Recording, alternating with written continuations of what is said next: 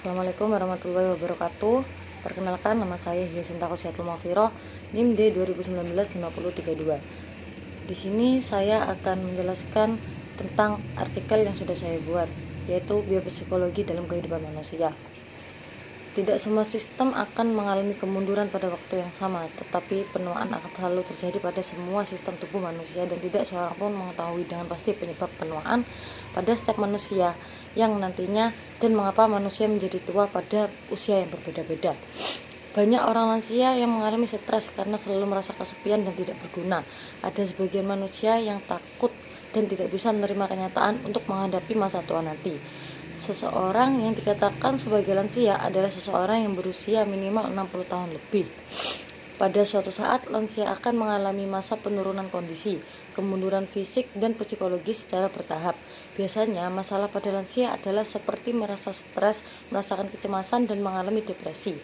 Masalah-masalah seperti itu biasanya terjadi karena adanya perubahan-perubahan pada aspek fisik, psikologis, dan sosial. Pada saat seperti itu, lansia akan menunjukkan bagaimana gejala awal dari perubahan aspek fisik, psikologis dan sosial, seperti berupa emosi yang labil, mudah tersinggung, gampang merasa dilecehkan, kecewa, tidak bahagia, perasaan kehilangan, dan perasaan tidak berguna. Pada tahun 2016 disebutkan bahwa sebagian lansia akan mengalami stres dalam kondisi sedang. Ada teori yang mengatakan bahwa sebenarnya lansia akan mengalami lebih banyak stres, depresi, dan kecemasan yang dapat mengganggu baik pada fisik seseorang, mental maupun sosialnya. Pada umumnya, stres yang berlarut-larut dapat menimbulkan rasa cemas pada lansia, tertekan, takut, merasa tidak aman, harga diri terancam, merasa gelisah, mengeluarkan keringat dingin, jantung sering berdebar, pusing, sulit atau suka makan, dan sulit tidur. Biasanya stres pada lansia itu disebabkan karena tidak tinggal bersama dengan keluarga, sehingga dapat dimungkinkan bahwa lansia dalam hidupnya tidak ada yang memberi semangat dan akan merasa selalu sendiri. Menurut penelitian, masih ditemui lansia yang mengalami gangguan psikologis dikarenakan sebagian lansia masih memiliki keluarga, akan tetapi keluarganya jarang berkunjung, sehingga sebagian lansia itu merasa bahwa dirinya sudah tidak penting atau sudah tidak berarti bagi keluarganya. Karena itu lansia lebih mudah merasa tersinggung dan mudah marah karena hal-hal yang sepele.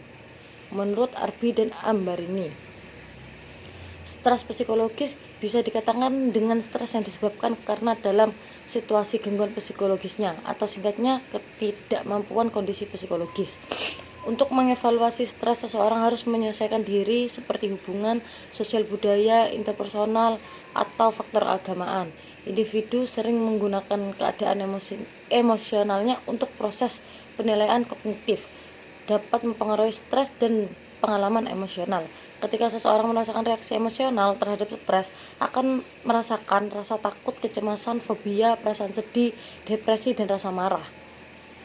Hal seperti itu dapat membantu dan menghadapi stres, seperti membantu dengan seseorang itu merasa jika memiliki keluhan itu memikirkan dengan pikiran yang positif agar masalahnya itu berakhir dengan positif juga.